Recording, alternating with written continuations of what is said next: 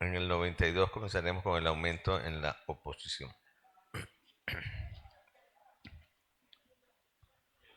Ok, estamos todos por acá. Ok, vamos a orar. Señor, te damos gracias por la oportunidad de poder seguir estudiando tu palabra. Gracias por la provisión de la comida. Gracias por todo lo que tú haces por nosotros. Bendice en especial a las personas que la prepararon, la hermana y todos sus compañeros, para que tú les multipliques y les proveas siempre también, Señor. Les bendecimos en nombre de Jesús y encomendamos este rato en tus manos con esta enseñanza de esta próxima hora. Pedimos que dé sabiduría a Carlos y tú abras y cierras las puertas que tienes que abrir y cerrar, pero principalmente que el Señor se pueda resolver el problema ahí con el disco duro y que no se pierda su trabajo de tanto tiempo. Te damos gracias y sabemos que tú estás pendiente de todas esas cosas y pedimos que le des paz en su corazón y tranquilidad. En nombre de Cristo Jesús, amén. Solo para a un problema con el disco duro y aparentemente no está trabajando, entonces ahí está el material, no solamente el material de hoy, sino está el material de mucho tiempo y es el, vamos a decir, el disco duro básico donde tiene todo el hermano Carlos. Entonces pedimos que no haya, que la cosa pueda ser resuelta de tal manera de que él recupere todo su material, que es material para enseñar y seguir haciendo discípulos. Ok, creemos que será que el Señor sabe reparar un disco duro. ¿Ustedes creen? Amén, yo creo. Ok, bueno, adelante. Estamos en la página entonces 88. Vamos a estudiar entonces la transfiguración. Jesús tomó consigo a los 3 discípulos que él dijo que no gustarían la muerte hasta que ellos vieran su gloria. Perdón, hermano. Vamos a leerlo allí. 6 días después Jesús tomó a Pedro, a Jacobo y a Juan, su hermano. Juan, el hermano de Jacobo, ¿verdad? Y los llevó aparte a un monte alto. De cierto os digo que hay algunos de los que están aquí que no gustarán la muerte hasta que hayan visto al Hijo del Hombre viniendo en su reino. Estoy leyendo 16:28, que es a lo que se refiere aquí la lectura, ¿verdad? Que tomó Jesús consigo los 3 discípulos, que antes él les había avisado que iban a ver su gloria. Lucas enfatizó que el propósito de Jesús de subir a la montaña era para comunicarse con Dios el Padre en oración. No era un viaje turístico ni era un capricho. Él subió allí para hablar con Dios, para tener comunión con Dios, ¿verdad? Aconteció como 8 días después de estas palabras que tomó a Pedro, a Juan y a Jacobo y subió al monte. Estamos leyendo ahora como lo narra Lucas. A orar, y entre tanto que oraba, la apariencia de su rostro se hizo otra, y su vestido blanco y resplandeciente. ¿Ustedes recuerdan quién más tuvo un rostro resplandeciente? Moisés, cuando bajó de recibir las tablas de la ley. ¿Y por qué sería eso? Porque estaba en la presencia de Dios, ¿verdad? No vamos a decir algunas cosas que nosotros siempre criticamos, las cosas que hacen los demás, pero se coloca siempre en los santos, entre comillas, de la tradición católica, como una especie de aureola. Bueno, eso viene de allí. Tratan de representar de que esas personas tienen. Entonces, pero eso lo tienen son los santos. Así que anímese, hermano, porque esa la tiene usted. Porque el que escoge quién es santo no es la Santa Madre Iglesia Católica, sino el Señor Jesucristo. Él es el que dice que tú eres santo. Y probablemente muchos no puedan ver eso en lo físico, pero yo les repito la historia de la narración de ayer de los hermanos. Yo no es que vi algo de eso, pero sonó como si fuera de verdad algo celestial. De hecho, la adoración de nosotros el Señor la aprecia y eso es algo celestial. Para un corto tiempo el cuerpo terrenal del Señor se transformó en su forma futura que ocurrirá cuando venga su resurrección. O sea, en un momento dado adquirió esas características que va a tener el cuerpo glorificado después de la resurrección, ¿verdad? Moisés era el legislador de Israel y conocía las presiones de ser un libertador. Él fue el libertador en Egipto, ¿no? Evidentemente, el enviado como libertador. Pues el libertador, ¿quién fue? El Señor. Elías era el profeta de la restauración futura y él conocía lo que era el rechazo.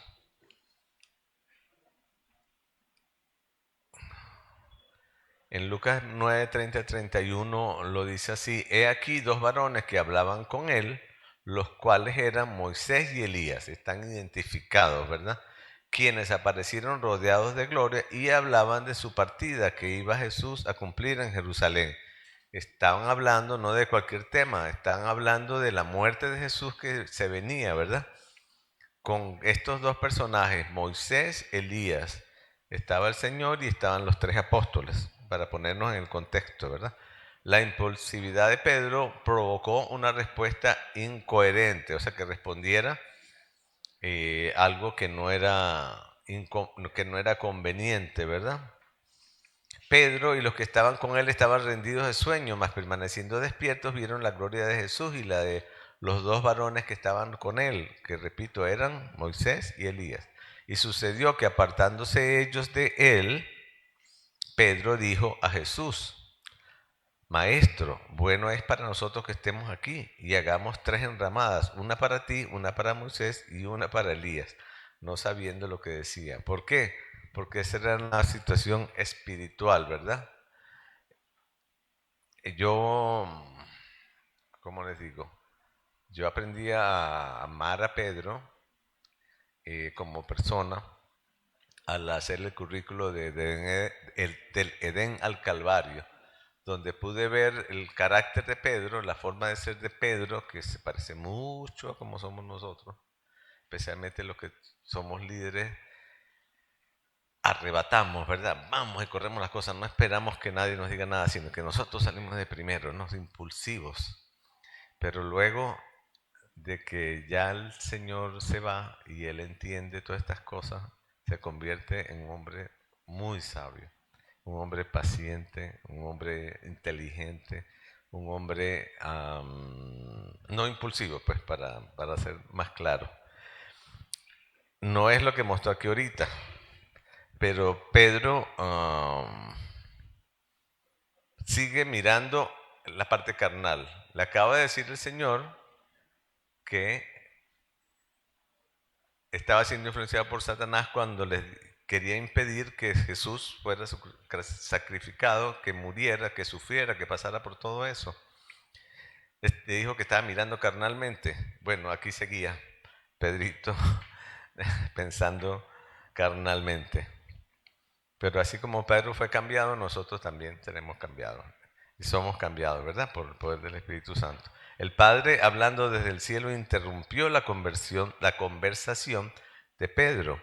Eso está ahí en 4:5. Entonces Pedro dijo a Jesús: Señor, bueno es que nosotros, ya lo habíamos leído eso, ¿verdad? Mientras él aún hablaba, o sea, Pedro estaba diciéndole al Señor quizás algún otro más detalle de las enramadas.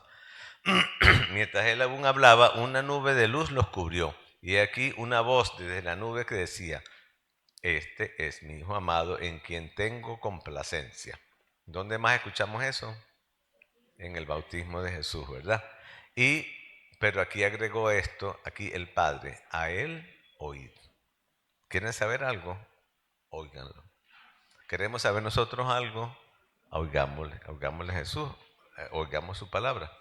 Al oír esto, los discípulos se postraron sobre sus rostros y tuvieron gran temor. Era el mismo Padre que estaba hablando, ¿verdad? Entonces Jesús se acercó y los tocó y dijo: levantaos y no temáis. Y alzando ellos los ojos, a nadie vieron sino a Jesús solo. O sea, se acabó ya la visión, ¿verdad? Jesús le dijo, no teman, o sea que muchas veces nuestro temor hace que perdamos entonces esas cosas espirituales, esa vista espiritual. Hermano, yo pienso que el Señor nos habla, evidentemente, a través de su palabra, pero también nos dirige. Usted tiene el Espíritu de Dios y hay algo, si a usted algo le repugna o no le, hágale caso. O sea, deténgase. No sea como Pedro, impulsivo y brinca adelante sin pensar. No, páquete. Yo recuerdo mucho que hubo un tiempo que se usó una especie de pulsera, ¿no? Que decía QHHJ, o en inglés era WJ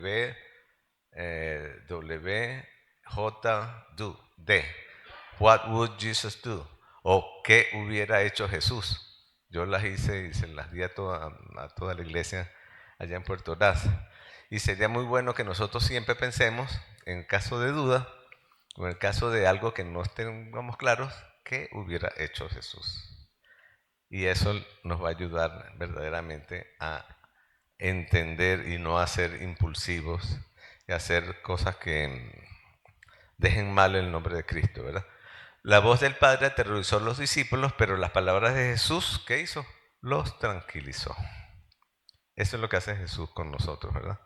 La declaración de Jesús respecto a la resurrección preocupó a los tres hombres, pero ellos le obedecieron. Vamos a ver a qué se refiere. No, un segundo, que tengo un problema con este mouse, señor. Tengo un ratón que está dando problemas aquí. Ok, Marcos 9, 9 a 10 dice, y descendiendo ellos del monte les mandó. Ya venían de allá, ¿verdad? Él ya los había calmado, pero resulta que cuando ellos abrieron los ojos, ya había desaparecido tanto el Moisés como Elías. Les mandó a que a nadie dijese lo que habían visto, sino cuando el Hijo del Hombre hubiese resucitado de los muertos. Y guardaron la palabra entre sí, discutiendo qué sería aquello de resucitar de los muertos. Todavía a esta altura otra vez no sabían que él tenía que morir, pero que ahí no acababa todo, que él iba a resucitar.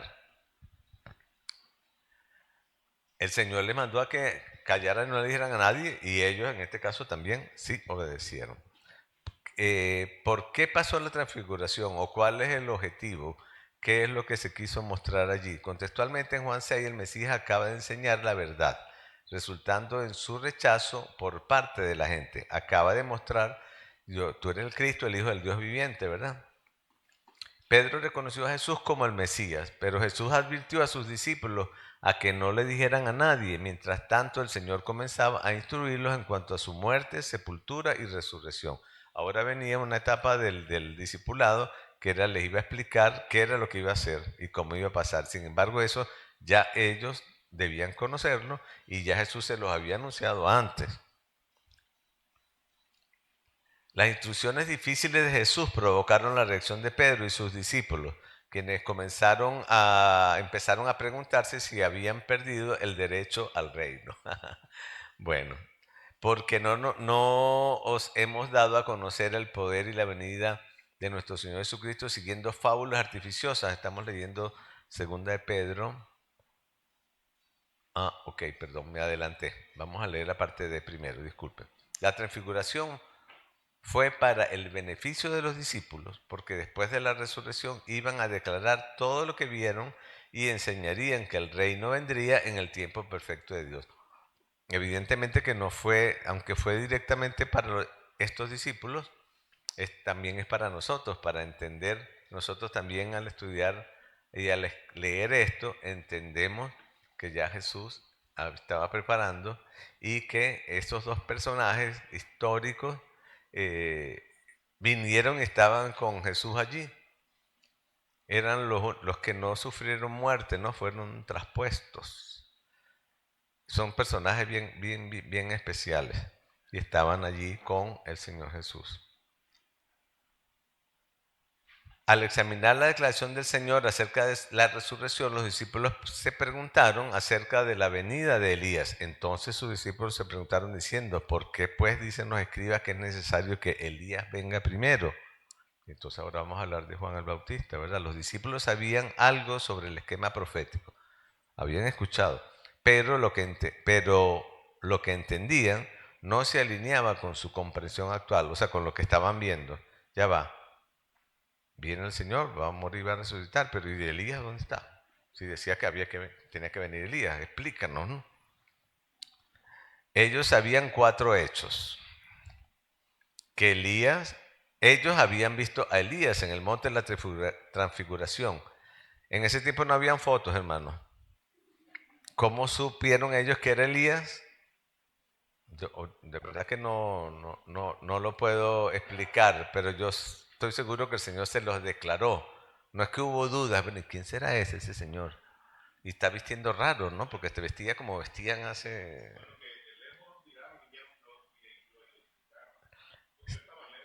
Estaban lejos, pero digo yo, ellos nunca habían visto a Elías. ¿Sí? ¿Cómo sabían que era Elías? Podía ser cualquier otro. El Señor sí les reveló que era Elías. lo que quise dar a entender, ¿no? Ellos habían visto a Elías en el monte de la transfiguración. Ellos comprendían la profecía del Antiguo Testamento en Malaquías, donde dice que tenía que venir Elías, ¿verdad? Ellos sabían que Jesús dijo que iba a sufrir y morir, y esta información fue la que les provocó la confusión. Vamos a leer ahí en el 5:6. He aquí yo os envío el profeta Elías antes de que venga el día de Jehová grande y terrible. Él hará volver el corazón de los padres hacia los hijos y el corazón de los hijos hacia los padres. ¿Les suena algo parecido? Ya hemos escuchado antes. No sea que yo venga y hierre la tierra con maldición, porque no estuviera preparada. O sea, el Señor todavía en su misericordia, Él mandó a alguien que fuera preparando para que no les agarrara de sorpresa. Y la gente dijera, no, pero ¿quién sabía que venía en esta época? No sabíamos, ¿no? No, el Señor se los declaró primero. Aparte de que ya había pasado lo de Belén, y había pasado lo de las bodas, y había pasado tantas cosas que hablaban de que Él estaba anunciado y que que Él era el Mesías y que venía para morir. Ellos sabían que los escribas enseñaban que Elías vendría antes y ungiría al Mesías con aceite. Jesús trajo entonces a la luz un aspecto desechado de la obra del Mesías. Ese foco era el sufrimiento y la muerte del Mesías. En el 9:12 nos dice, respondiendo él les dijo, Elías hará verdad, vendrá primero, restaurará todas las cosas. Y como está escrito, el Hijo del Hombre que... como está escrito del Hijo del Hombre que padezca mucho y sea tenido por nada, en nada. El rechazo nacional en el 11:12 dice, respondiendo Jesús les dijo, a la verdad Elías viene primero y restaurará todas las cosas, mas yo os digo, y aquí les aclara nítidamente, prístinamente, mas os digo que Elías ya vino. Dijo, sí, es cierto, Elías tenía que venir, pero el asunto es que ya Elías vino y no le conocieron, sino que hicieron con él todo lo que quisieron. ¿Qué hicieron? Le cortaron la cabeza, no le creyeron, ¿verdad? Así también el Hijo del Hombre padecerá de ellos, o sea padecerá de manos de ellos. Así que, aunque Juan Bautista dijo, ya le preguntaron que si era el profeta, él dijo no, él es la voz que clama en el desierto, pero él tenía, era el espíritu de Elías estaba en él. Y el Señor, ¿quién lo está diciendo? ¿Los fariseos? Pablo, Pedro, lo está diciendo el mismo Señor Jesús. Ya Elías había venido. Se había cumplido entonces la profecía. Recuerde que todo lo profetizado sobre la vida de Cristo se cumplió y hay más de 200, no sé, 37 o 67 profecías que se cumplieron, de las cuales la que era más probable que se cumpliera era una proporción de 1 en millones. O sea que estadísticamente no era posible que pasara. ¿Qué queda para el resto? Que o sea, matemáticamente son todavía más difíciles de que se cumplieran. Gracias a Dios que Él no se guía por nuestras estadísticas, ¿verdad? Las profecías se cumplen y se cumplen 100%. No medio, medio. Ok, aquí está, pero yo no entiendo esta otra parte. No, la profecía se cumple al pie de la letra.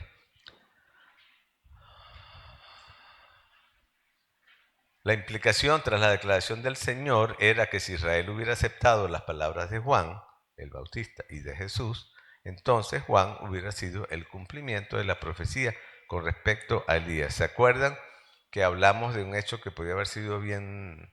Si Israel hubiera recibido a Cristo, ya hasta hubiera establecido el reino. Pero eso no era lo que estaba escrito. Las instrucciones sobre la fe. Un padre explicó vívidamente el sufrimiento de su hijo endemoniado. Vamos ahora a unas experiencias donde se nos va a hablar con más detalle de lo que es la fe, más de lo que ya hemos podido estudiar hasta ahora. En el 14:15 de Mateo dice 17, perdón.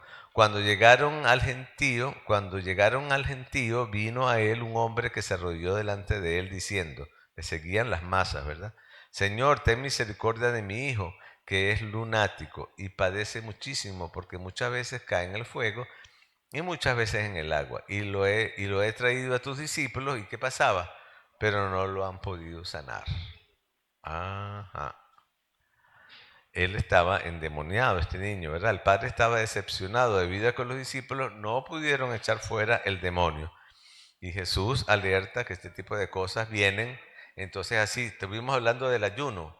Y yo esperaba que alguien de ustedes comentara eso, ¿no? Pero bueno, tengo el chance de comentarlo yo.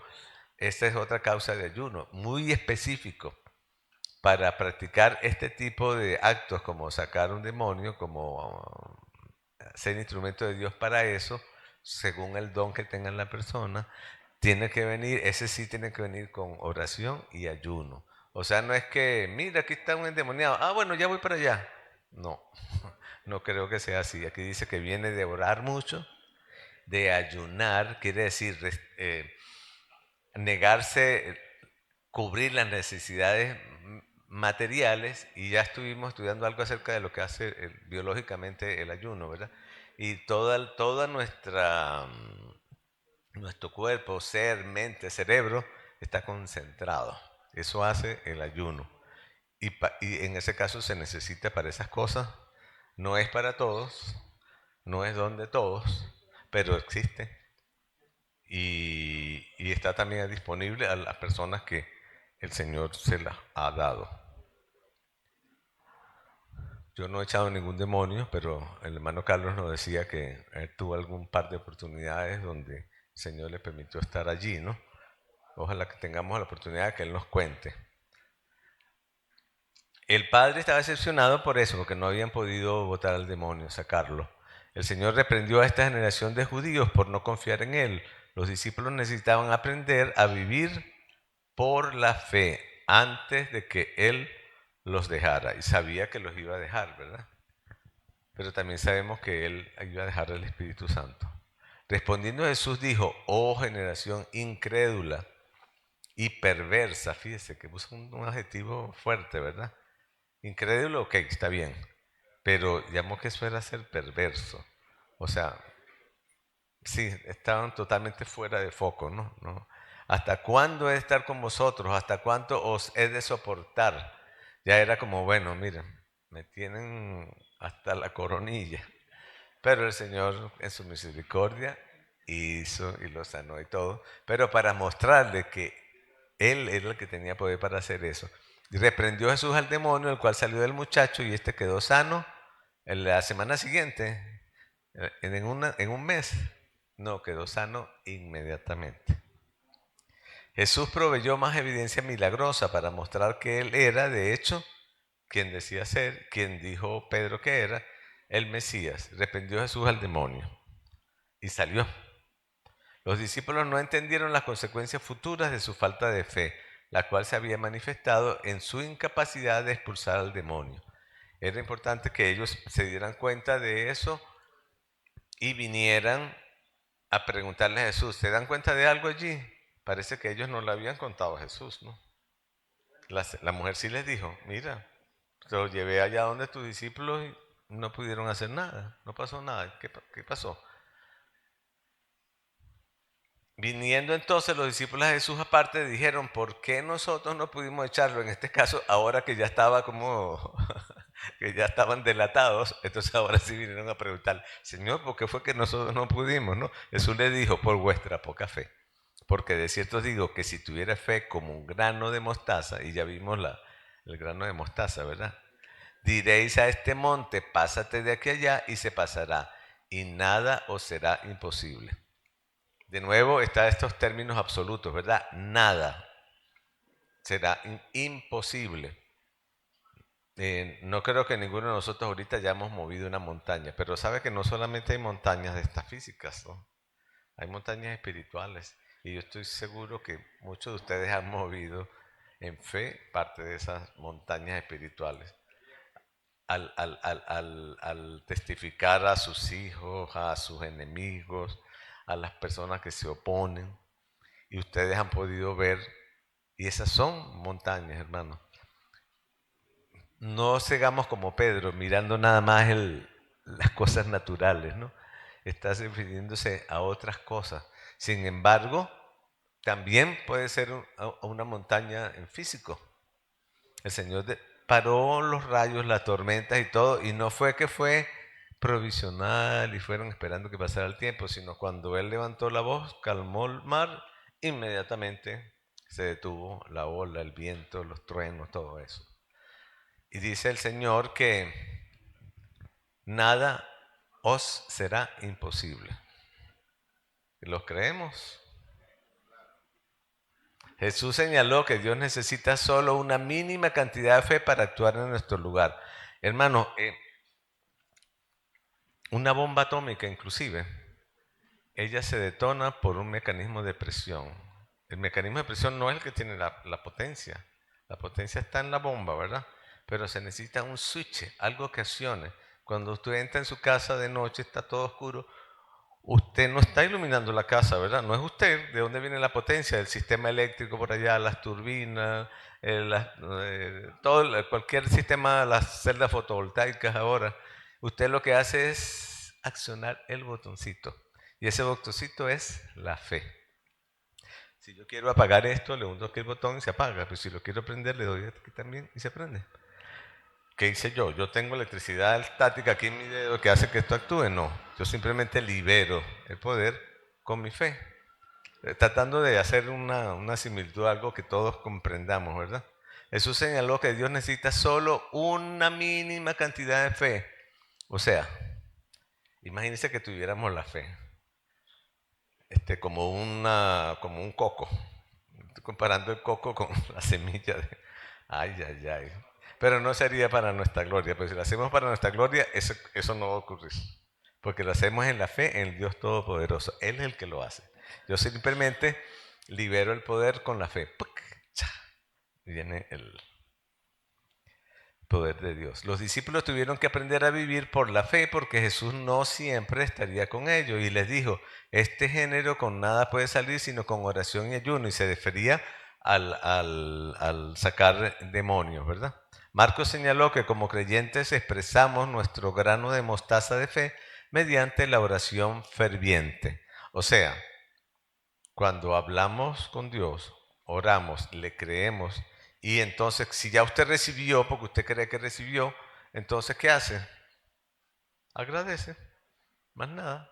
El agradecimiento es ya una aceptación y una confirmación de que aunque yo no lo vea, eso está ocurriendo o ocurrirá. La fe entonces, la fe viene por el oír la palabra de Dios, la fe viene por oír por la palabra de Dios. Yo no quiero decir que quiero agregar algo, pero yo lo entiendo así también como la fe viene por el oír lo que hace la palabra de Dios, o sea, los testimonios. Cuando nosotros estamos dando testimonios, estamos haciendo crecer la fe, la mía personal y la de ustedes. Usted cuando comparte con alguien está ayudando a que esa persona tenga más fe. Cuando usted confirma los milagros que el Señor ha hecho en su vida. Y todos tenemos, le aseguro que todos tenemos miles de razones para dar gracias a Dios todos los días. La fe involucra el crecer y el contenido de lo que es, en creer, perdón, y el contenido de lo que es creído, o sea, la palabra de Dios. Dice en Hebreos 11, quizás uno de los primeros versículos que yo aprendí de memoria de mi padre, él tenía esto escrito en su laboratorio de revelado. Mi papá daba física y matemática, le encantaba la fotografía. Bueno, por eso yo, mi hija, mis nietos les encanta. Es hereditario, ¿verdad? Decía esto en Hebreos 11:1, después fue la certeza, es pues la fe, la certeza de lo que se espera, la convicción de lo que no se ve. Profundo, hermano, es profundo, pero es bueno meditarlo y entender. A mí no me gusta usarlo de yo espero, sino yo sé, yo tengo la certeza. No porque yo sea bueno, mejor ni nada, no, yo tengo la certeza en que Dios es verdadero, lo que dijo es verdadero y Él murió por mí y yo tengo vida eterna, independientemente de mi pasado, presente o futuro. Y no por eso yo lo voy a agarrar como una excusa para pecar, sino todo lo contrario, porque entiendo eso, no quiero pecar. Como dice el corito, ¿para qué pecar si soy salvo, si ya tengo salvación, no? ¿Para qué pecar? ¿Para qué pecar contra Dios? No tiene la respuesta. Es una pregunta retórica, ¿verdad? ¿Para qué pecar? No hay razón para pecar. El creyente que vive por la fe opera en la realidad presente de que las promesas de la palabra de Dios son más reales que los problemas del mundo. Tan real como esta cosa que yo estoy viendo aquí, más real es el mundo espiritual. La enseñanza sobre la muerte entonces y los impuestos. Vamos a ver esta parte interesante. De nuevo, ahí están las lecturas paralelas en los otros evangelios, donde se habla de lo que vamos a ver ahorita. Jesús quería permanecer sin ser reconocido, para así poder enseñar a sus discípulos de nuevo, ¿se acuerdan? En privado. O sea, para tener un poco más de tiempo para terminar la formación de los discípulos, ¿verdad? Porque enseñaba a sus discípulos y le decía, el Hijo del Hombre será entregado en manos de hombres y le matarán, pero después de muerto resucitará al tercer día. Se le estaba el Señor enseñando a ellos sobre este punto, la muerte y la resurrección. Las presuposiciones de los discípulos acerca del Mesías como rey hacían de su muerte y resurrección algo difícil y aún doloroso de entender. Ya va, pero nosotros creemos que Él era el rey, el Mesías que venía a liberarnos. ¿Cómo es que va a morir? Estaba empezando de nuevo con la lógica humana, ¿verdad? En Mateo 7:23 dice, y le matarán, mas al tercer día resucitará. Y ellos, ¿qué pasó? Se entristecieron. Menos mal que Pedro ya como que había aprendido y no le volvió a decir que no le pasara, porque le iban a volver a, le iban a volver a dar con ese calificativo tan feo que le puso el Señor en ese momento. Apártate, Satanás. Pedro impulsivamente respondió con un sí a la pregunta sobre los impuestos. Ok, ahora vamos a cambiar de tema, vamos a hablar sobre los impuestos. Cuando llegaron a Capernaum, vinieron a Pedro los que cobraban las 2 dracmas y le dijeron, vuestro maestro no paga las 2 dracmas. Este era el impuesto que había que pagar por los hombres varones y que mayores de edad, pues, ¿no? Vuestro maestro no paga. Él dijo, sí, sí pago. ¿Se acuerda que él vino y dice que nos sometamos a las autoridades superiores? Hermano, gran ejemplo del Señor Jesús, ¿verdad? El Señor Jesús se sometió y pagó el impuesto. Hay muchos que tratamos de evadir los impuestos, ¿verdad? Y no, eso es contra la ley, hermano. El Señor Jesús no nos dio ese ejemplo. Nosotros tenemos que pagarle al César, como va a decir ahorita, a lo que es del César. ¿Por qué? Porque esos impuestos son usados para el beneficio de toda la comunidad. Que se lo roben o hagan otra cosa, ese ya no es mi problema, ¿verdad? Ese es el problema de ellos. Las consecuencias las tienen ellos. Yo no, yo cumplí. Y no estoy dando pie a que alguien venga a acusarme y a decir, mire, ese es cristiano, pero mira, ese va de impuestos. No, hermano. Nosotros, la autoridad está puesta por Dios. Nos guste o no nos guste. Nos parezca o no nos parezca, sean de izquierda o de derecha, democráticos o dictadores, todos el Señor los ha permitido. con una razón y por un propósito.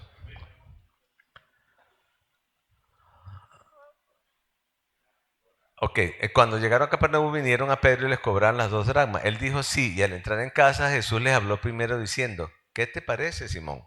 Los reyes de la tierra, ¿de quiénes cobran los impuestos, los tributos o los impuestos?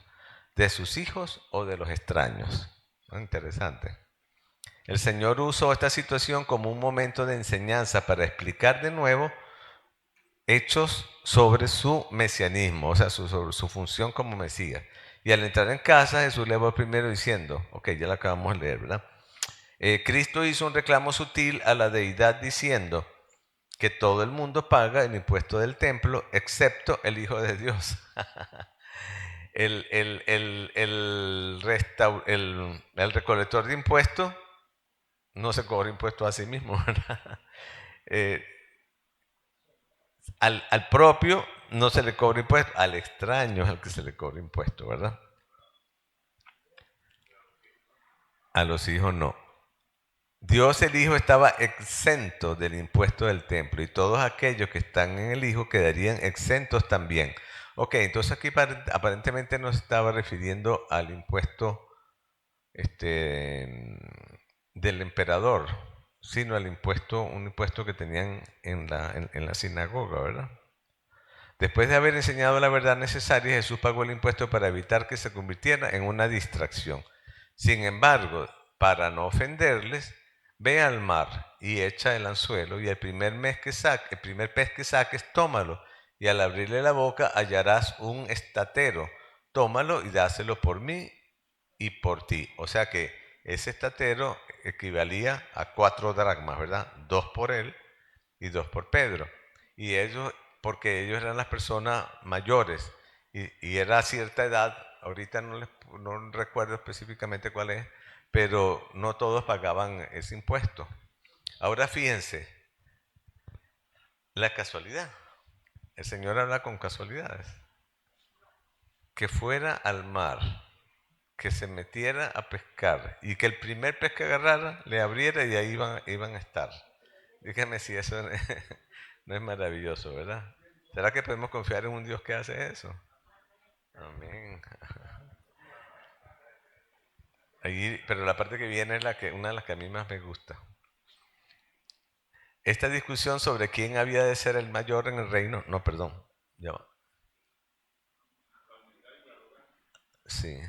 Ay, hermanos, no puede ser que de verdad no tengamos nosotros esto aquí. Acuérdense que ¿cuál fue la respuesta del Señor Jesús? ¿De quién es? Puede ser que entonces no sea este el pasaje específico, ¿verdad? Pero cuando le mostraron la moneda, no, sí, evidentemente no era. Este es para pagar los impuestos. Hubo uno que le trajo la moneda y le dijo, Señor, mira, este es justo pagar. Entonces le dijo, tráigame una moneda. Entonces le dijo, mostró, y como las monedas de ahora también, o nosotros imitándolos a ellos, todavía tenemos la cara de alguien allí, del presidente, de la reina, qué sé yo. O de los héroes, ¿no? Entonces sale y le dice, ¿de quién es la figura esa que está ahí? Del César. Entonces el Señor les dice, con una sabiduría que, ay, tan linda, dad al César lo que es de César, o sea, lo material. Ajá. Y la otra cara que era, a Dios lo que es de Dios. ¿Y qué es de Dios? ¿Cuál es la imagen de Dios? Nosotros. No, nosotros. Él está diciendo a Dios, ustedes denle el dinero y las cosas materiales al César, pero ustedes se deben a Dios. No sé si creo que no lo expliqué bien. Yo cuando lo entendí me emocioné muchísimo. Eh, Jesús estaba diciéndole, sí, bueno, denle a César allá, pero ustedes son míos. Como la cara de César es allá, ustedes son la cara hecha en la imagen de Dios, así que ustedes son míos. Entonces, vengan a mí, ustedes son míos, entréguense. No en el sentido de creer, sino que entregarse es dedicar pues su vida. Ok, espero tener la oportunidad de poder explicarlo mejor la próxima. Ok, entonces ahora sí vamos a entonces seguir hablando. Estamos hablando de la fe, ahora hablamos de la humildad y la arrogancia. En Marcos 9:33 nos dice, llegó a Capernaum y cuando estuvo en casa les preguntó, ¿qué disputabais entre vosotros en el camino? Mas ellos callaron, porque en el camino habían disputado entre sí quién había de ser el mayor. Estuvieron discutiendo, pero después les dio pena cuando el Señor los enfrentó, ¿verdad? Y de verdad, pues, su silencio indicaban que conocían que la discusión era incorrecta. Están hablando de unas cosas sin sentido, que no les correspondía a ellos hablar ni decidir. La humildad entonces en Cristo Jesús se mostró en su abnegación, como está en Tito 2:12, enseñándonos que renunciando a la impiedad y los deseos mundanos vivamos en este siglo sobria, justa y piadosamente. En Gálatas 5:23 habla del autocontrol, mansedumbre, templanza, cosas contra las cuales no hay ley. Habla del autosacrificio, o sea, el negarse a sí mismo, ¿verdad?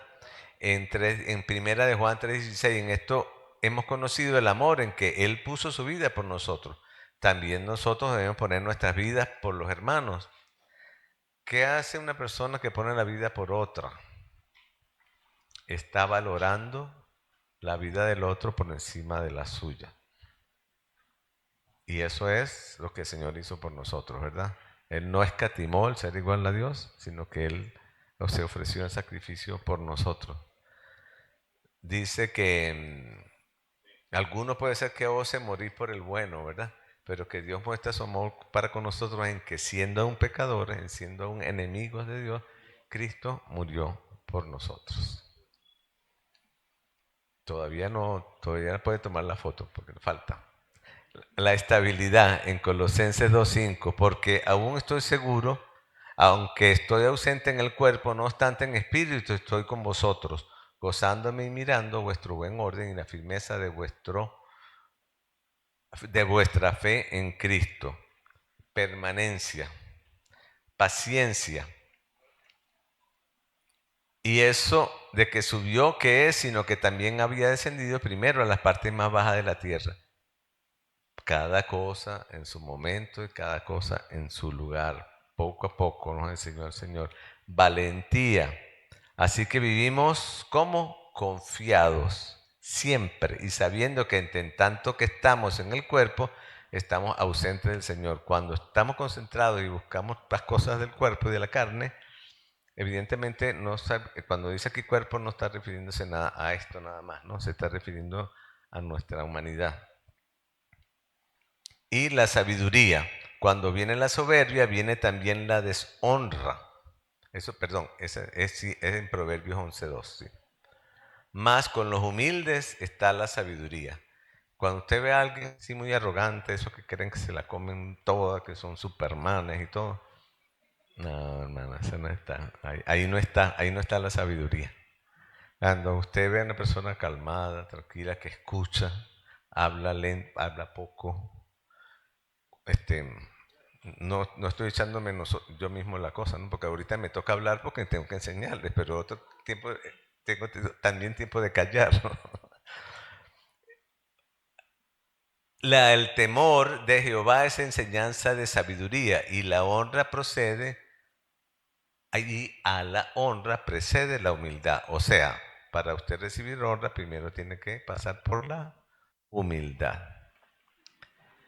Y la enseñanza de Jehová, o sea, su palabra, esa es la que es sabiduría. Sabiduría de verdad. Vamos a decir, como dice el hermano Carlos, con S mayúscula, sabiduría. Actitudes de arrogancia, entonces. Esta infografía es para tratar de ayudar un poco. No me voy a detener mucho, también porque debo terminar a las 2 para cumplir la tarea que me han asignado, ¿verdad?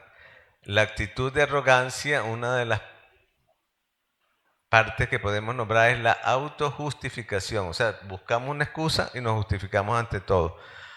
Yo escuché esto y me parece que en verdad es muy realidad. Dice que errar es de humanos, pero echarle la culpa a los demás, o sea, autojustificarse como que es más humano todavía.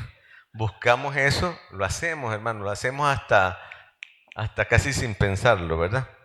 La autodecepción, la autoabsorción y la autogratificación. ¿Se dan cuenta que todo esto es auto? Está hablando de nosotros, nosotros, nosotros, nosotros. Todo eso trae amargura. Estamos en Hebreos 12:15. Mirad bien que no sea no sea que alguno deje de alcanzar la gracia de Dios. ¿Cómo ocurre eso? Que brotando alguna raíz de amargura os estorbe y por ella muchos se han contaminado. Hermano, la amargura hace que ese veneno crezca y no afecta nada más a la persona, afecta a todo lo que está alrededor. Así que nada de eso. Nosotros pedimos perdón y perdonamos. No guarde amargura, porque la amargura es falta de amor. Y acuérdese que a usted le perdonaron no 70 veces 7, que nos manda el Señor a hacer con el prójimo.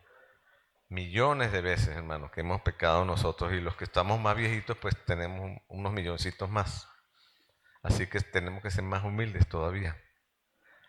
La murmuración, sin efecto natural, implacables, calumniadores, interperantes y crueles, aborrecedores de lo bueno, producto de eso, de la arrogancia. Y algo, wow, muy fuerte, porque donde hay celos y contención, allí hay perturbación y toda obra perfecta. Esto no se refiere a los celos maritales, ¿verdad? No se refiere al celar la esposa o el esposo. Es a aquello de que lo queremos todo para nosotros, queremos nosotros ser los líderes, queremos tener la razón, queremos nosotros ser los que dan la última palabra. Yo sí digo la última palabra en mi casa. Sí, mi amor.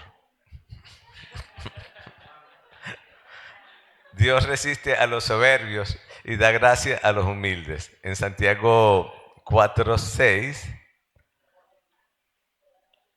Ajá, por favor, alguien que me lea Santiago 4:6 porque por error yo coloqué Santiago 3:6.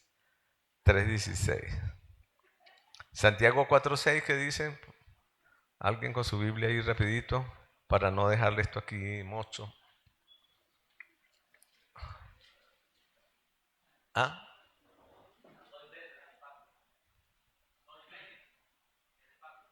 Hasta las 2:30. Ah, ok, perfecto. Entonces ya puedo seguir. Ok. Sí, 4:6, sí.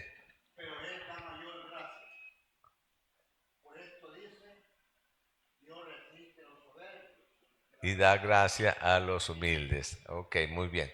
No lo recordaba así de memoria, así que gracias, hermano. Dios entonces da gracia a los humildes. ¿Y a qué hace con los arrogantes? Los resiste. Jesús se sentó para indicar la importancia de la lección en 9:35. Entonces él se sentó y llamó a los 12 y les dijo, si alguno quiere ser el primero, será el postrero de todos y el servidor de todos. Hermano, qué difícil es. Entendamos eso. Usted tiene que ponerse siempre de último. Ahora no se ponga a pelear para pelearse con el hermano para ser el último. No, ¿verdad? No, yo quiero ser el último. Pero sí debemos poner primero a los demás. Aunque eso no es lo que enseñaron ni lo que enseña el mundo. El mundo enseña de que no, defiéndase, consiga, vaya, reclame, actúe. No, el Señor dice que debemos poner siempre a las otras personas y el Señor nos va a exaltar. Hermano, el recoger la basura al final, el llevar a la persona una milla más allá, eso no lo disminuye a usted, todo lo contrario.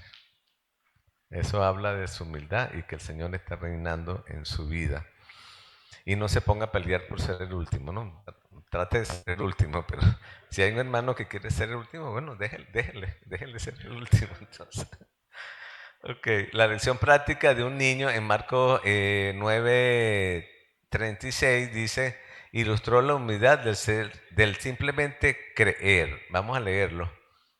Y tomó a un niño y lo puso en medio de ellos y tomándolo en sus brazos les dijo, el que reciba en mi nombre a un niño como este, niño normal, común y corriente, me recibe a mí y el que a mí me recibe, no me recibe a mí, sino al que me envió.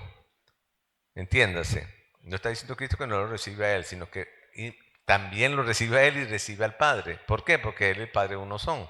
Está de nuevo ratificando su unidad con el Dios el Padre. ¿Y quiénes son los niños? ¿Cómo son los niños? No saben, ¿verdad? No conocen, están aprendiendo. Entonces, si usted tiene problema con una persona que está confundido, pensando otra cosa diferente, usted sabe que usted tiene la razón, que tiene la verdad, pero el hermano no lo tiene, recíbalo como un niño. A los niños los recibimos con cariño, ¿verdad? Y entonces tratamos de explicarle, mire, mijito, lo que pasa es que esto es así, asado, y buscamos la manera de ilustrarlo. Hermano, el Señor nos está llamando a hacer eso entre nosotros. El Señor le agarró al niñito cualquiera, no era porque era judío, era catirito, blanco, morenito, no. Él agarró a un niño y lo puso de ejemplo. Porque el niño está en formación y nosotros somos personas en formación. Evidentemente nacimos de nuevo, nos alimentamos todo. Espero que la mayoría ya estemos en una etapa, algunos están como adolescentes, otros como adultos y otros ya como ancianos, ¿verdad? Anciano no es por la edad, anciano es por la madurez espiritual que hayan alcanzado. Tratémonos entonces unos a otros con ese amor, nos está diciendo Jesucristo. La unidad espiritual existe entre el creyente humilde que sirve a Jesús, que fue enviado, y el Padre que le envió. Al hacer esto, usted tiene el auxilio de Dios el Padre para hacerlo. No piense como, no, yo no puedo hacer, es que no sé, no he estudiado sobre eso, entonces no puedo decirle algo o ayudarlo. No, ore a Dios y pídele y el Señor le va a ayudarlo a usted a ayudar al otro. No porque lo diga yo ni lo dice DM2, es lo que dice la palabra, ¿verdad? En Marcos 9:38 nos dice que cuando le respondió, Juan le respondió, ahora este sí es Juan el evangelista, no es Juan el Bautista. Le respondió diciendo, maestro, hemos visto a uno que en tu nombre echaba fuera demonios, pero él no nos sigue y se lo prohibimos porque no nos seguía. Pero Jesús dijo, no se lo prohibáis porque ninguno hay que haga milagro en mi nombre que luego pueda decir mal de mí, porque que no es contra nosotros, por nosotros es. Hermanos, esto es una lección, ¿no? Ellos pensaban que solamente ese grupo selecto de 12 apóstoles eran los que tenían esa capacidad de echar fuera demonios. El Señor se revela a la persona que le busque, estén aquí en la China, estén en Israel, estén en El Salvador, en Caracas, Venezuela, en Toronto, Canadá, no importa dónde esté. Y nosotros queremos juzgarlo porque no es de mi organización, porque no es de mi iglesia, porque no es del grupo que yo conozco, porque quién sabe qué será, a lo mejor está metiendo unas mentiras.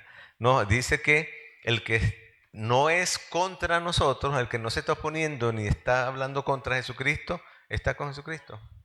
Y al revés también podríamos decirlo. El que no está con Jesucristo, que no habla de Él y hace esas cosas, ese sí no está con Jesucristo. Pero a mí me enseñaron que nosotros no debíamos juzgar, nosotros estamos aquí para juzgar a nadie. El único juez es el Señor Jesucristo, porque el Padre delegó todo juicio sobre Él. Así que si yo pienso algo de alguien, lo que yo tengo que hacer es amarlo, y si es mi enemigo, me manda a amarlo, no nada más a los que creen como yo, piensan como yo, son agradables para mí, no, nos manda a amarlos aún más a aquellos que piensan diferente que nosotros. Y como niños tratarlo de buscar cómo explicarle, a lo mejor somos nosotros los que estamos equivocados. Y esa persona me está tratando a mí más bien como niño, me está tratando de corregir en amor, ¿verdad? Así que no nos juzguemos, hermanos, amémonos. El Señor enseñó la imposibilidad de la neutralidad con respecto a Él. En estas cosas Dios es tajante, ¿verdad? El que no está conmigo está contra mí. El que conmigo no recoge, desparrama. Así que como nada más hay una opción, una decisión que usted tiene que tomar para Cristo, es creer en Cristo, solamente hay dos tipos de personas, el creyente y el no creyente. No importa que sean religioso, maestro de la ley, abogado, doctor, ingeniero, billonario, nada de eso importa. Importa solamente dos cosas ante Dios. ¿Usted creyó o usted no creyó? No hay neutralidad. ¿Estás con Cristo o estás contra Él? Dios disciplinará severamente a aquellos que causan que los creyentes débiles tropiecen. Esta parte es importante acá, que leamos los versículos que hablan de eso. Cualquiera, está hablando de los niños todavía, ¿verdad? Cualquiera que haga tropezar a uno de estos pequeñitos que creen en mí, mejor le fuere si se le atase una piedra de molino al cuello y se lo arrojase al mar. Hermano, la primera vez que yo escuché esto, yo me lo imaginé. Una persona, le amarran aquí el cuello, agarran una piedra de molino, eran las piedras en las cuales se molía el grano, ¿verdad? No eran unas cositas así pequeñas, eran una mole grande. O sea, y estaba, aquí yo supongo que estaba bien amarrado, ¿no? Esa persona se va a hundir allá en el mar o en el río o en el lago donde se tire y no va a salir. Nada. No le sirve nadar porque va a estar debajo del agua. Y dice que se entiende que está bien amarrado, no es que se va a lograr zafar, no es ningún Houdini que se pueda escapar. Eso, dice, le va a ocurrir a las personas que hagan caer a un niño. Y acuérdense que estamos hablando que el niño puede ser cualquiera de nosotros, ¿no? O sea, nosotros no tenemos que restaurar a las personas, no ahogarlas, ¿no? No condenarlas, no hacerles de tropiezo, dice. No hagan tropezar, no hagan tropezar. Vamos a discutir sobre las cosas que son básicas e importantes, no sobre si yo tengo que usar lentes de contacto o lentes oscuros o... Decía. Ah, exactamente, ya perdió la salvación. Hermano, usted no es el que decide eso. Eso lo decidió Cristo. Y si esa persona creyó en Jesucristo, puede ser que sea carnal, puede ser que sea inclusive, vaya a sufrir enfermedad o muerte, porque no está haciendo lo que es la voluntad de Dios, pero esa persona es salva. Pero usted, aquí nadie tiene ¿cómo llamaría yo eso? No, algo que detecte un salvatímetro, algo así. Algo que detecte, yo le voy a colocar allí. Ah, no, este sí salvo. Ah, no, este no. No. Ni nos toca, ni nos ha sido dada autoridad para eso. El único que sabe de eso es Jesucristo. Entonces, insisto, no juzguemos a los demás. Una piedra de tropiezo es cualquier persona que causa caída de otros en su caminar espiritual. Y Jesús dijo que las piedras de tropiezo siempre serían prevalentes, o sea que lamentablemente, ¿aló? La vamos a tener, lamentablemente vamos a tener piedras de tropiezo. Pero tenemos que más bien orar y pedir por las personas que están haciendo piedras de tropiezo porque ya saben la condena que Jesús mismo está diciendo. Dice que mejor le sería, o sea que lo que le va a venir va a ser peor que eso. Entonces, en misericordia, tenemos que orar por esa persona y pedir al Señor que nosotros no estemos haciendo nosotros lo mismo, quizás con alguien, ¿no? Jesús dijo que las piedras de tropiezo siempre serán prevalentes, o sea que estarán y que deberían tener cuidado porque Dios los juzgará con severidad.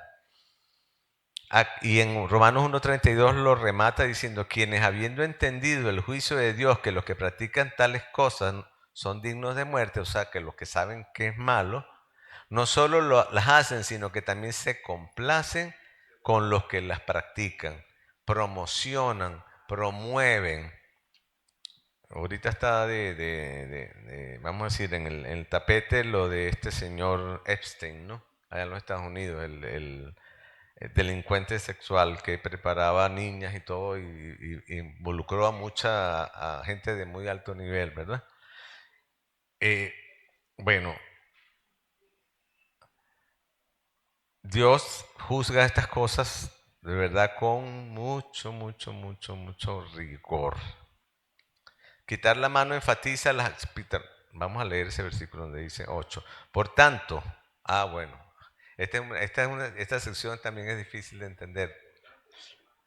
Si tu mano o tu pie te es ocasión de caer, o sea que te es tropiezo, córtalo y échalo de ti. Mejor te es entrar en la vida cojo o manco que teniendo 2 manos o 2 pies ser echado en el fuego del infierno. No voy a entrar aquí porque pudiéramos tener discusión de que entonces cuando entremos allá, si yo soy mocho, seguiré siendo mocho toda la vida. Yo no creo eso, ¿no? Pero de repente alguien puede pensar eso, pero no estoy preparado para contestar. Otro día podemos conversar acerca de eso.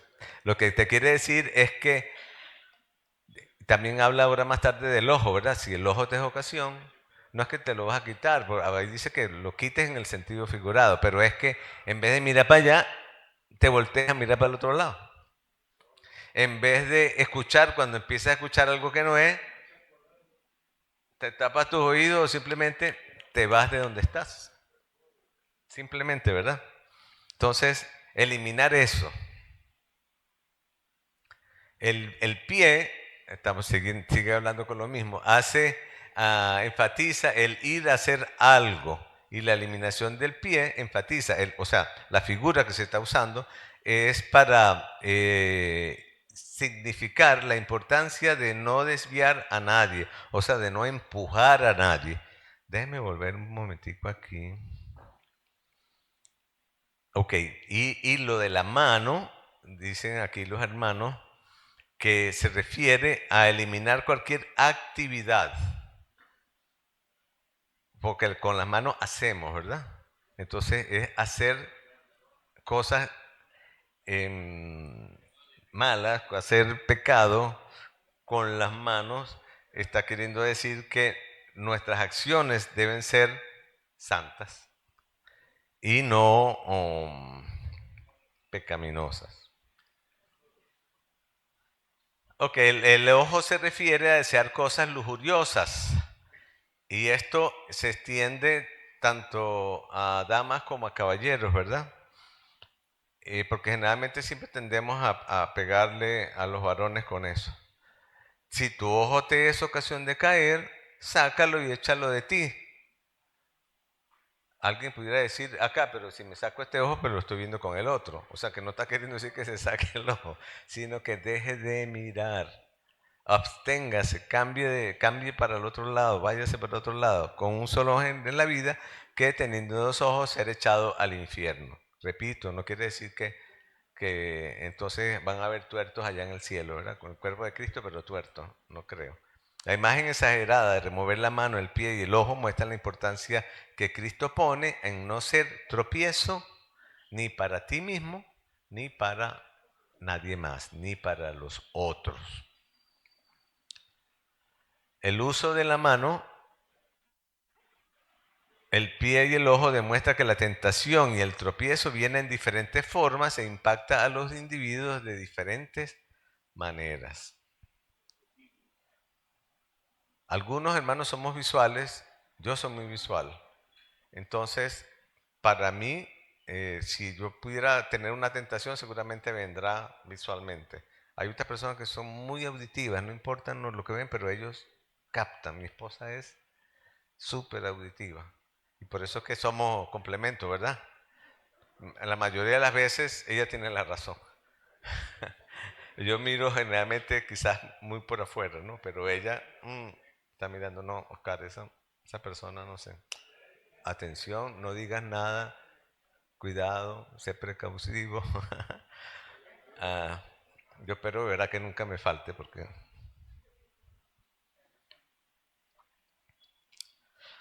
Este pasaje difícil enfatizó la necesidad de quitar de en medio cualquier cosa que cause tropiezos. El orgullo contencioso, dice, quita la utilidad del creyente, o sea, elimina la efectividad de nosotros. Por lo tanto, la humildad debe ser como la sal que conserva, sazona y sana. En el 50 dice, buena es la sal, mas si la sal se hace insípida, o sea, si pierde el efecto, ¿con qué sazonaréis? Tened sal en vosotros mismos y tened también paz los unos con los otros. ¿Se dieron cuenta que está relacionando esto de la sal con la paz entre nosotros, entre hermanos, entre creyentes, me atrevo a decir, entre denominaciones, entre grupos, entre cualquier división posible que pueda haber entre nosotros? El creyente humilde va y busca lo que se ha perdido. a un hermano débil, más débil que se ha desviado de la verdad espiritual. ¿Y por qué dice esto? Porque dice que no vaya a ser que tú también un día hagas algo y entonces te van a tratar así como tú trataste. ¿Qué dice la regla de oro? Trata a los demás como tú quieres ser tratado. Y además de nosotros podemos hacerlo, hermano. Esa es la buena noticia. Porque el Espíritu Santo es el que lo hace en nosotros, pero yo tengo que dejarle más nada. No, yo no es que lo voy a hacer. Bueno, habría muchos ejemplos que podíamos poner, pero no quiero alargarme tampoco. Dios el Padre es el mejor ejemplo de buscar a quien se haya ofendido. No dejó al mundo en un estado indefenso, sino que reconcilió al mundo consigo mismo por medio de Cristo en la cruz. Porque en el 14 lo dice y lo dice bien bonito, ¿verdad? Así no es la voluntad de vuestro Padre que está en los cielos que se pierda uno de estos pequeños. Ok, no, bueno, yo puede ser que hable con fulanito, pero con fulanito no. Aquí dice que el Señor no quiere ninguno, no uno. Pídale ayuda al Señor, ore y restaure. O mejor dicho, deje que el Señor restaure a través suyo. En 1 Corintios 5, 18 y 9 dice, y todo esto proviene de Dios, quien nos reconcilió consigo mismo por Cristo y nos dio, hermanos, escuche bien, el ministerio de la reconciliación. Que Dios estaba en Cristo reconciliando consigo al mundo, no tomándole en cuenta a los hombres sus pecados, y nos encargó a nosotros la palabra de reconciliación. Primero reconciliación con Dios, ¿verdad? Pero también, esa es vertical, ¿no? Horizontal también, reconciliación entre nosotros.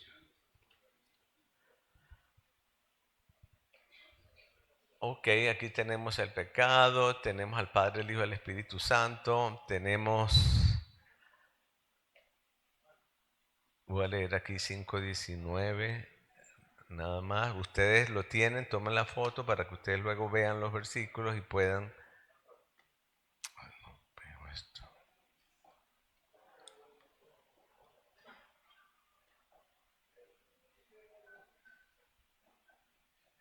¿Alguien me puede leer entonces? No, aquí lo tengo, disculpe. Que Dios estaba en Cristo reconciliando consigo al mundo. Bueno, ya lo leímos, no tomándole en cuenta al hombre sus pecados y nos encargó a nosotros la palabra de reconciliación. Así que nosotros no estamos para apuntar a nadie ni para descalificar a nadie, nosotros estamos para reconciliar a todos. La disciplina y el perdón. En Mateo 18:15 nos dice, por tanto, si tu hermano peca contra ti, seguimos hablando de los hermanos, ¿verdad? Seguimos hablando. Y dice, ve y repréndele estando tú y él solos. Si te oyere, has ganado a tu hermano. Ese es el procedimiento, ¿verdad? Alguien dice que te hizo algo, o sea, pecó contra ti.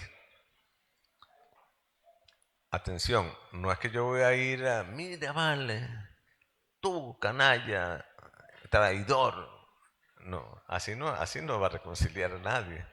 Usted va a ir y le va a pedir a Dios la palabra sabia para bajar la ira, porque esa persona, si está hablando algo contra ti, es porque tiene algo, teniendo razón o no teniendo razón, ¿verdad?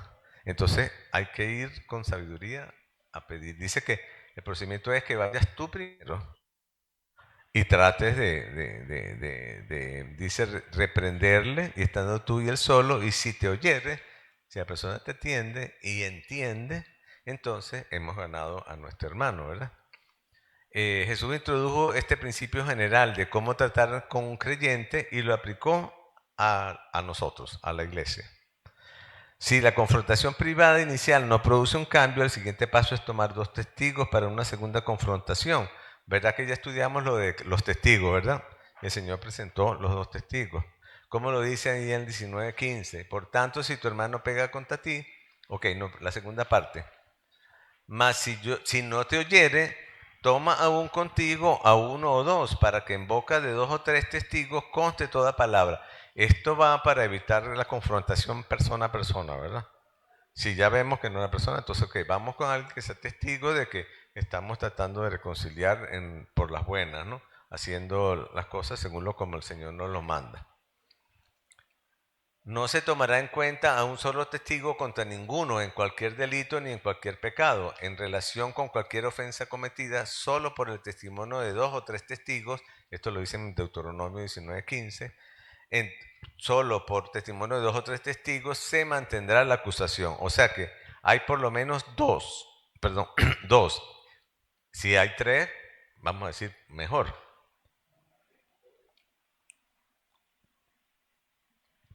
El paso final consiste en excluir a una persona del compañerismo o comunión hasta que ella se arrepienta, o sea, cambie de forma de pensar y acepte que ha cometido un error, ¿verdad? Cambiando su pensamiento acerca de esa falta, acerca de ese pecado. 17 dice, si no los oyere a ellos, dilo a la iglesia, y si no oyere a la iglesia, tenle por gentil y publicano. Fíjese cuál es la consecuencia, tenerlo como gentil o publicano. Hasta ahí llega más nada. Yo no lo voy a meter preso, ni lo voy a demandar, sino que lo voy a tener como alguien que es gentil y publicano. ¿Y qué necesita un gentil y publicano? Conocer a Dios. Necesita perdón. Necesita salir de la ignorancia. Y a veces eso, hermano, cuesta, pero eso es imposible hacer sin amor. El amor de Dios es el que hace eso en nosotros. El hermano Carlos habló acerca de esta familia que fue sujeta durante la época de los nazis y cómo esa mujer perdonó al que había asesinado a su familia, a sus padres, y vivía justamente allá arriba. Y ese hombre, ese sicario, fue tocado por el Señor, por el amor de Dios a través de esta mujer y ahora es un hermano en Cristo. No sé si ya está vivo todavía, o sea, vivo físicamente, pero sé que está con el Señor. Esas son las consecuencias de actuar como el Señor. Pero no seamos como Jonás, que Jonás no quería, porque sabía que Dios era tan misericordioso que si se arrepentía, Él le iba a perdonar. Y eso ocurrió. Estos versículos en el 18, del 18 al 20, voy a leerlo. De cierto os digo que todo lo que atéis en la tierra será atado en el cielo. Quiere decir, si yo perdono, será perdonado. Si yo no perdono, o sea, espiritualmente no está siendo perdonado. Todo lo que desatares en la tierra será desatado en el cielo. Otra vez os digo que si dos de vosotros se pusieran de acuerdo en la tierra acerca de cualquier cosa que pidieran, les será hecho por mi Padre que está en los cielos. Porque donde están, otra vez, dos o tres, ¿verdad? ¿Qué quiere decir eso? Que son dos o tres testigos. Dice, en su nombre, allí estoy yo en medio de ellos. ¿Será que practicamos nosotros eso? Yo creo que tenemos que empezar a practicarlo, ¿verdad? Y no es para acusar, sino al revés, para pedir. Y el Señor, en unanimidad, si estamos de acuerdo, y según la palabra, el Señor lo va a hacer, hermano. ¿Cuándo o cómo? Eso no nos toca a nosotros. El que ya nosotros le hayamos puesto mano al Señor, el Señor lo toma. La pregunta de Pedro tenía que ver con el perdón personal en lugar de asuntos judiciales de toda asamblea. Vamos a ver a qué se refiere. Entonces se le acercó Pedro y le dijo, Señor, esto es otro de mis favoritos, ¿cuántas veces perdonaré a mi hermano que peque contra mí? Hasta 7. Oye, Pedro estaba poniendo aquí como que, oye, qué bueno soy yo. Hasta 7. 7 veces. ¿Usted se ha puesto a pensar cuántas veces usted peca contra Dios en un día? O vamos a ponerlo más fácil. ¿Cuántas veces usted ofende a su esposa? ¿O piensa mal de su esposa? ¿O le hace algo inapropiado a su esposa en el día? Hermanos, ¿cuántas veces tenemos que pedir perdón? Y es muy mala costumbre el no pedir perdón. Porque si las cosas no se hablan, eso queda ahí una marca, queda ahí una huella. Y eso produce raíces de amargura cuando no hablamos las cosas, no pedimos perdón. Pedro entonces se cree mucho y dice hasta 7. Y el Señor le contesta un número y no son 490 veces, hermano, no es 70 veces 7. Lo que quiso decir el Señor es indefinido. Pero Señor, si esta gente pero no está aprendiendo, entonces no va a aprender. Si yo no le digo nada, no aprende. El Señor enmudeció, ¿verdad? Porque el Señor podía haber hecho así y todos esos quedaban fritos. Y si los querían mandar, no mandaba como los cerdos que los mandó para y se desbarrancaron, los mandaba para el infierno directo. El Señor no hace eso. No nos enseñó así, ¿verdad? Él nos dice que nosotros debemos perdonar indefinidamente.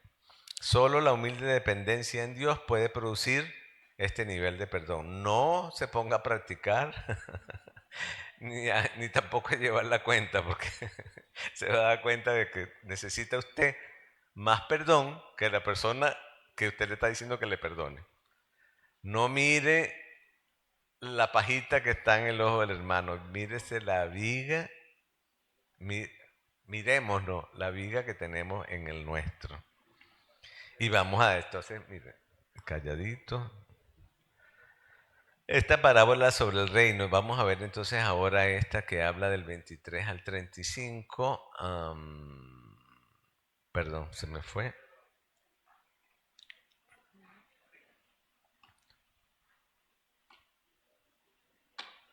Ay, Señor, este mouse no me deja. Ok. La pregunta de Pedro, que está hablando aquí en esta narración, el 18 al 21. ¿Perdón?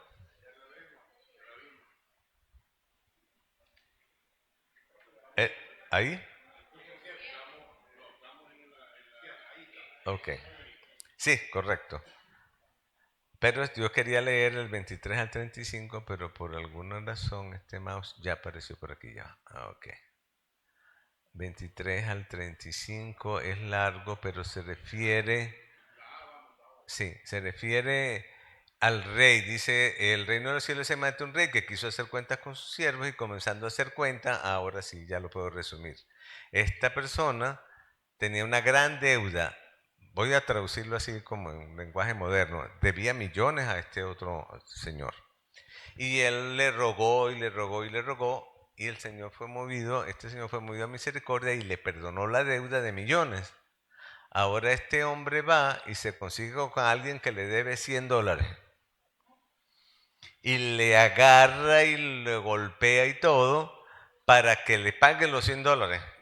Entonces el Señor dice que le está viendo y lo agarra preso y le dice, yo te perdoné millones y tú no le puedes perdonar los 100 a este. Bueno, ahora sabes cómo es la cosa. Te me vas preso y ahí no sales hasta que me pagues full. El Señor le podía haber rebajado la condena, pero no se la rebajó. Ese es el contexto, ¿no? Vamos entonces a ir así. En esta parábola sobre el reino ilustra que Dios perdona más de lo que nosotros jamás tendríamos que perdonar y que perdonarnos mutuamente es importante para Él. No, hermano, este hermano me ofendió, eso no se lo perdono más. El Señor te perdonó a ti, cada uno de nosotros sabe lo que el Señor nos ha perdonado. Así que no hagamos eso, hermano. Acordémonos de eso cuando alguna vez, porque vamos a ser tentados, eso no tengo la duda. Hay personas que son difíciles de amar, sí, Señor. Bueno, a esos más tenemos que aplicarle, pero no usted, repito, ese es el Espíritu Santo lo va a hacer en usted, usted tiene que dejarlo, usted tiene que creerle. Confiar en Él y ponerlo en sus manos y dejar que Él actúe. Esta parábola resalta la necesidad de la humildad en el perdón. El reconocimiento de nuestras propias fallas es lo que nos hace posible perdonar a los demás. Acuérdese de la cuenta que le perdonaron a usted. Perdone entonces. Nadie puede entrar en el reino aparte del completo perdón de Dios que viene al creer en Jesucristo. El perdón más grande que existe es el perdón de Dios por ti. Y nadie que no haya recibido ese perdón por fe va a entrar en el cielo. Después de haber sido perdonado por Dios, el creyente en Cristo debería humildemente perdonar a cualquiera que le haga mal o que le hace mal. Me gusta esa palabra, ¿no? Cualquiera quiere decir todos. ¿Hasta qué? Sí, hasta ese.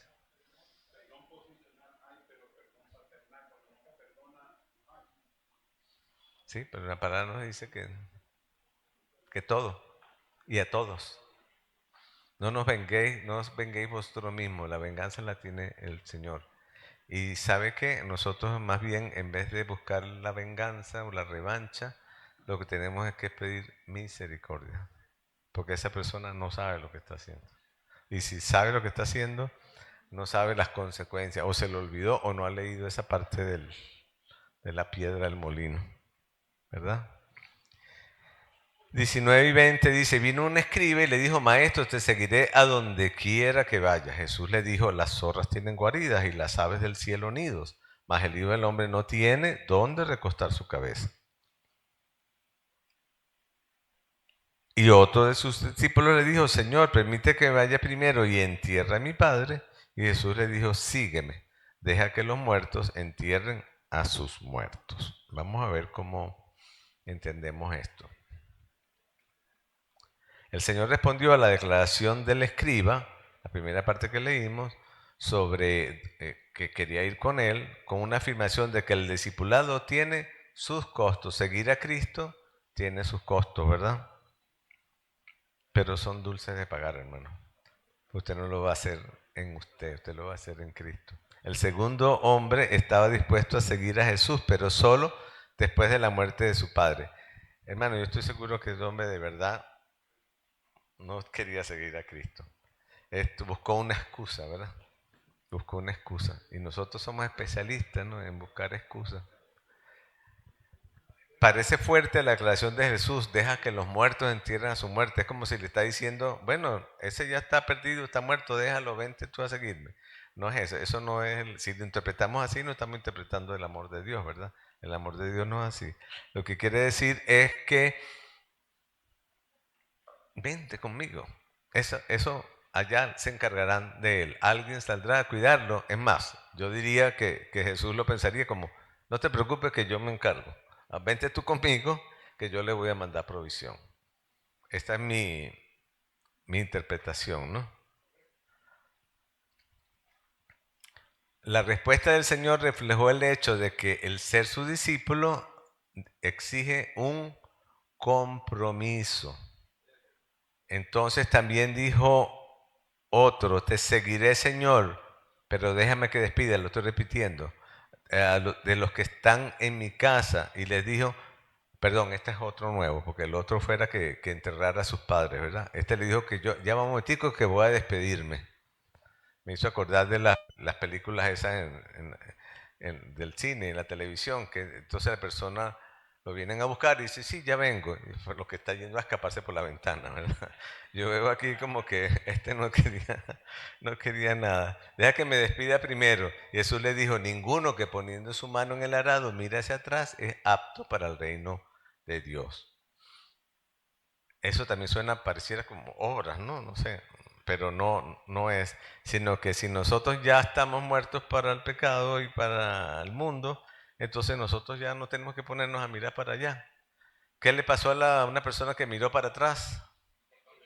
Se convirtió en estatua de sal, ¿verdad? No queremos eso, ¿verdad? Ok, y eso no quiere decir que nosotros somos, esa persona es la sal del mundo, no, ese tipo de sal no queremos ser. Un tercer hombre expresó su deseo de seguir al Señor, solo que después de despedirse de la gente de su casa, que ya lo leímos. Jesús dijo que las lealtades divididas del hombre dificultarían su discipulado. No seremos entonces discípulos de Cristo fieles si nosotros hacemos lo contrario. Como seguidores de Cristo debemos estar preparados para sufrir. Entonces, ¿será verdad eso de que pare de sufrir? No, hermano, nosotros vamos a sufrir aquí en esta tierra, pero vamos a tener la victoria sobre el sufrimiento. Primera de Pedro 2:21 dice, pues para esto fuiste llamados, porque también Cristo padeció por nosotros, dejándonos ejemplo para que sigáis sus pisadas. Como seguidores de Cristo debemos mantener su palabra como autoridad y prioridad. En 2 Corintios 5 dice, derribando argumentos y toda altivez que se levanta contra el conocimiento de Dios, llevando cautivo todo pensamiento, llevando cautivo, o sea, llevando casi como forzado, ¿no? Todo pensamiento a la obediencia a Cristo.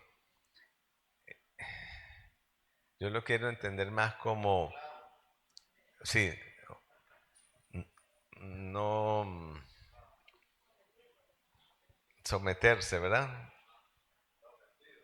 Dirigir, lo entiendo como mejor. Dirigimos todas las cosas hacia obedecer a Cristo.